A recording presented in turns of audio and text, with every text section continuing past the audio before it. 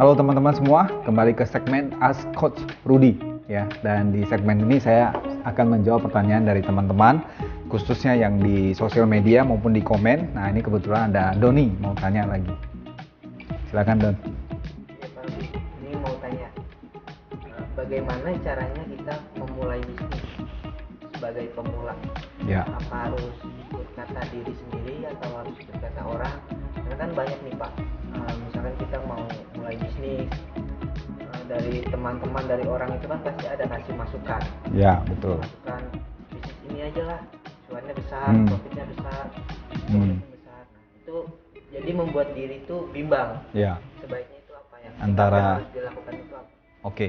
Ya, jadi teman-teman tadi kita sudah sama-sama dengarkan pertanyaan dari Doni ya. Bagaimana cara memulai bisnis yang pertama, dan kedua, apakah kita mendengar apa kata hati kita atau dengan pendapat orang lain ya. Jadi bagaimana cara memulai, paling penting bisnis itu adalah menjawab kebutuhan orang lain. Untuk zaman sekarang itu kita nggak bisa ikut-ikutan, misalnya contoh dulu orang banyak yang main handphone, terus akhirnya banyak buka toko handphone.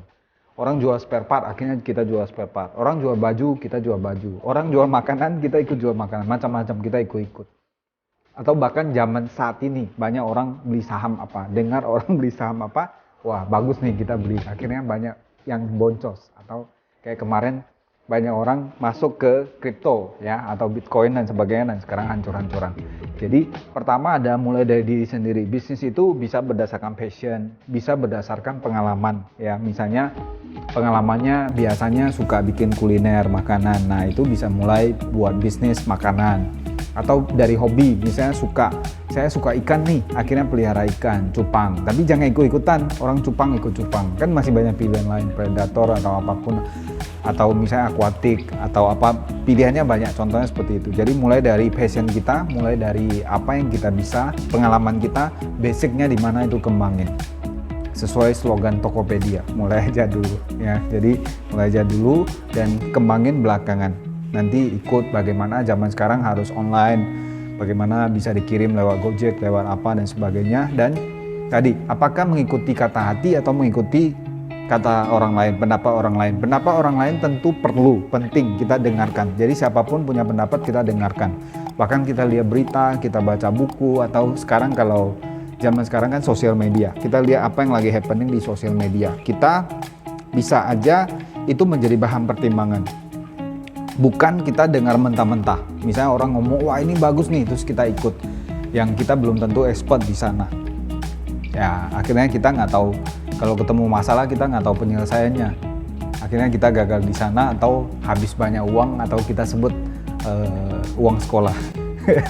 Ya, banyak orang misalnya gagal berkali-kali atau bahkan puluhan kali sampai nggak bisa bangun lagi. Jadi pendapat semua teman boleh didengarkan, pendapatnya didengarkan, dan kita juga pintar, keputusan di tangan kita. Kita menganalisa apakah teman kita itu adalah orang yang tepat untuk berikan masukan.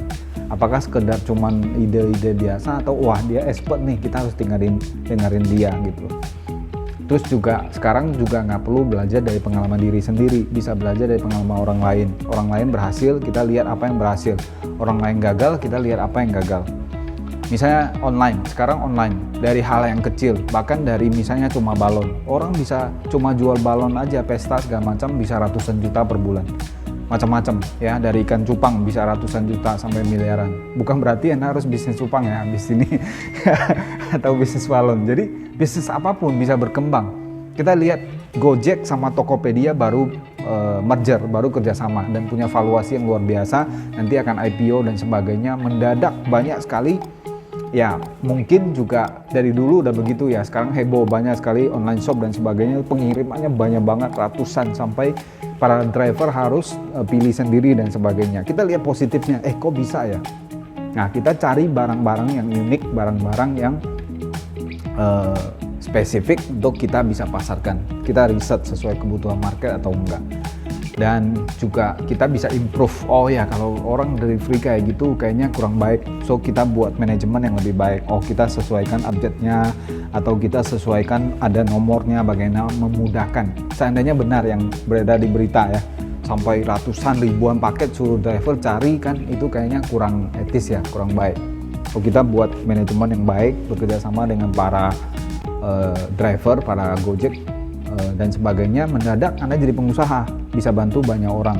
Sampai kadang kos atau rumah kita didatangi banyak banget Gojek dan driver. Dan kalau bisa mereka mendoakan kita atau kasih kita masukan, itu akan membantu ya Don. Ya, saya nggak mau jawab terlalu jauh, nanti pusing, jadi mulai aja dulu.